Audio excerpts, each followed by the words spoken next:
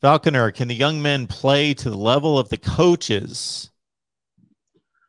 I believe so, uh, because what's been happening, Mark, the last 6 months here, there's been a real detox, if you will, of really changing what's important to our Miami Hurricanes on the football field. The Gophers. Um, Interesting. I've always wanted to play them in a bowl game. Anyway, it's really, really important. What's been the change in the mindset of our guys? Yes, strength and conditioning. Coach Dave Philly, in my opinion, did a very good job, laying a great foundation for now. Coach Aaron Feld and his staff to take and springboard Miami to a whole different stratosphere. But they laid a great foundation, being able to change our players from what Coach Rick had us as like these big, bulky, kind of slower builds to shredding a bunch of that body fat off, shredding a bunch of the bad over heavyweight lifting, to really trying to shape our bodies up and get more shredded and more cut up, more veiny looking, more 2021 style players under Coach Dave Feely, who's also at Duke now. So shout out to Coach Feely. Um, it's gonna take more than just this.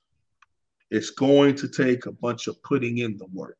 And that's what I'm happy about seeing what Coach Cristobal is talking about. It's always about the work, the work, the work, the work. You can do the talking. We're Miami, so we're gonna run our mouths.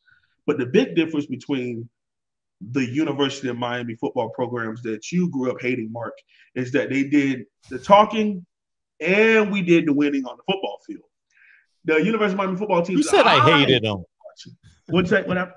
Who said I hated them? Oh, I didn't know if you would catch that.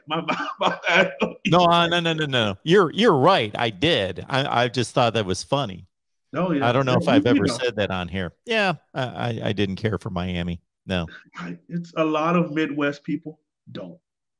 And I know you grew up rooting against us. It's okay. It's all right. You probably were very angry we beat Nebraska.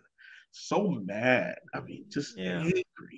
You know, we just hope that you used good Michigan, grammar. Notre Dame, Michigan, Notre Dame, Miami. Those were the three teams I hated the most. Good God. Hey, somebody screen record this. Because next time Mark says something about, I'm impartial. I don't know. I am impartial. About. Make sure y'all remember. I'm a 15-year-old kid. That was a long time ago. I am impartial. When'd you stop? When'd you stop hating Miami, Mark? When they stop winning, I guess.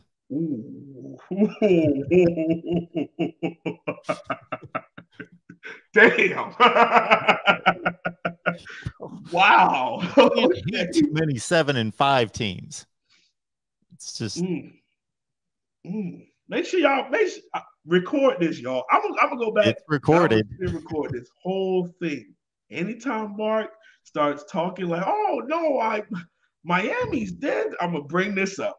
I'm gonna say he openly admitted to hating Miami. Sweet Lord, I got him.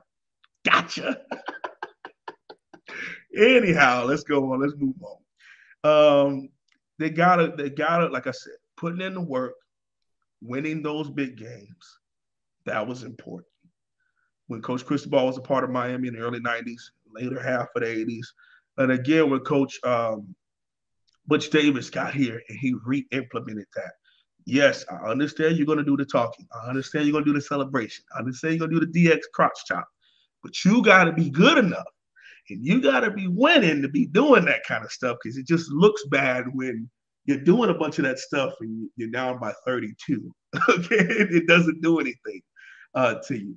You know, you go on the road and lose to Cal. You go on the road and you lose to BYU in some of those mid-90s seasons where you could have been in a championship game or could have been up there, but you weren't focused for 1 week in the season, and that's what happened. So, yeah, we got to do it. We got to do it. We got to be able to put that work.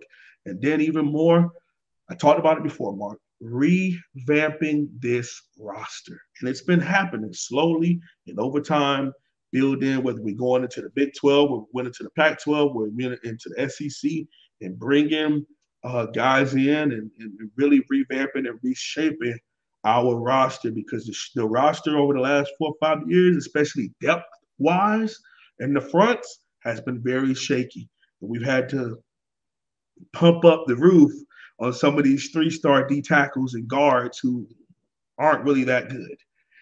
And we really revamped that and switched a bunch of our players around. Even to the point of today, a couple hours ago, Tyler Johnson, the kid brother of former Miami great Jaquan Johnson, the free safety, hit the transfer portal today, which was our biggest inside linebacker. He's about 6'2", 6'3", 235 pounds, out of Miami, out of South Florida, Miami specifically. And it hurts when the hometown guys go because I really thought he would be a great depth piece as far as special teams, running down on specials for us. But I'm always for young men doing what is best for them because for generations, coaches could always do what's best for them and tell you I love you and recruit the hell out of you. And then halfway through your sophomore season, bucked to a whole different conference and maybe even a division rival. And there was nothing that the players could do about it. But now some of that power is in the players' hands and they can go out and do what's best for them.